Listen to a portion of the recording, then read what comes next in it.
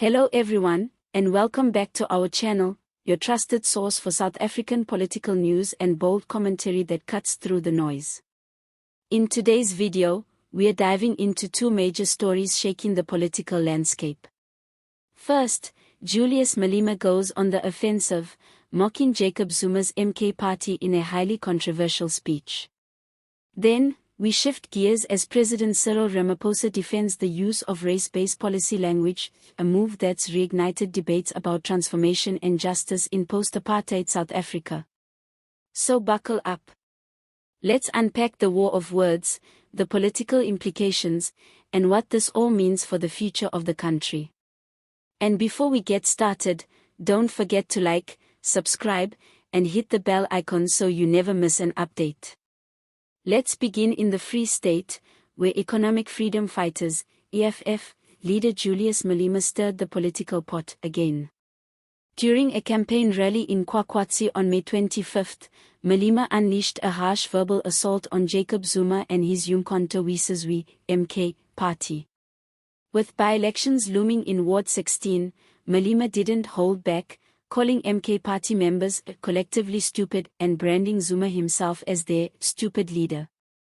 That's right, in front of cheering supporters, Malema mocked the party's presence in parliament, claiming their contributions are irrelevant and ignored. They waste their time, he said. No one listens to them. This wasn't just a passing jab. Malema reignited his party's controversial "Kill the Boer" chant at the same gathering, sending a clear message that he's willing to go full throttle against opponents, even if it means stirring outrage. Social media erupted. MK party members and political commentators alike slammed Malema's language as reckless and divisive. While EFF supporters cheered his boldness, critics say he's fueling hostility and deepening political polarization. Political analyst Julius Malema had strong words on the matter. He argued that Malema doesn't debate policy, he provokes. According to Malema, we're no longer witnessing ideological differences in South African politics, it's becoming a civil war of insults. Malema didn't stop with Zuma. He also took aim at Donald Trump, mocking the former US president's distorted claims about South Africa. Trump recently used EFF footage to spread misleading narratives about so-called white genocide in South Africa.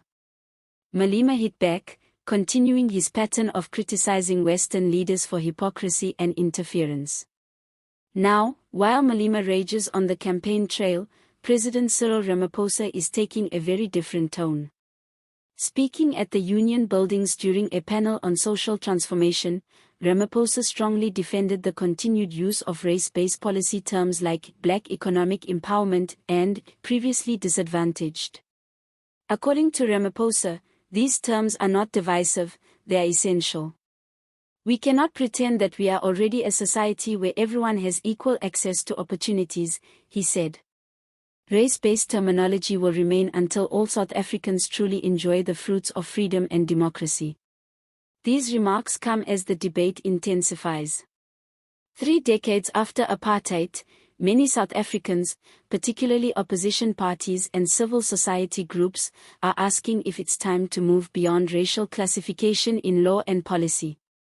The Democratic Alliance, for example, argues that transformation should now be based on socio-economic status, not race.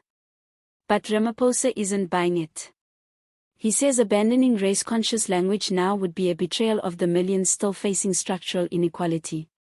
We cannot fix what we refuse to name, he declared, pointing to gaps in land ownership, education, and economic participation that remain heavily racialized. Social justice advocates agree. Thabo Molefe from the Center for Equality and Justice stated that race-neutral policies ignore the lived experiences of those still trapped in poverty and marginalization. Colorblindness at this stage, Molefe said, would mean denial. Meanwhile, Ramaphosa reaffirmed that the ANC has no plans to phase out affirmative action or BE anytime soon. These interventions, he argued, are still necessary tools in redressing apartheid's legacy. This ideological divide, between Malema's radicalism, Zuma's populism, and Ramaphosa's cautious progressivism, is revealing the intense pressure building up in South African politics as we inch closer to a critical election season. Malema's insults may be shocking, but they speak to deeper frustrations in the EFF. Once seen as a growing revolutionary force, the EFF is now in a bitter rivalry with the MK party for the same political turf, disillusioned black voters who feel betrayed by the ANC and skeptical of DA-style liberalism. Zuma's MK party continues to gain support despite internal chaos and criticism. That's a threat to the EFF, whose relevance depends on maintaining its position as the loudest voice of resistance. Malema's attacks, though laced with insults, might be more strategic than they seem. But here's the real question: are South Africans tired of the noise and looking for unity? Or do they see this chaos, the insults, the race debates, the policy confusion, as a reflection of how far we still have to go? Ramaphosa is betting on calm, controlled transformation. Malema is betting on fire. Zuma, as always, is betting on nostalgia and defiance. Which vision will win? That's up to the people of South Africa, and come election season, their voices will be louder than any chant or campaign insult. Thanks for watching. If you found this video insightful, please give it a thumbs up, subscribe to the channel, and drop your thoughts in the comments. Should South Africa keep race-based policies? Is Malema going too far with his language? And where does the MK party really stand in all this? Let's get the conversation going. Until then, take care of yourselves, and see you next time.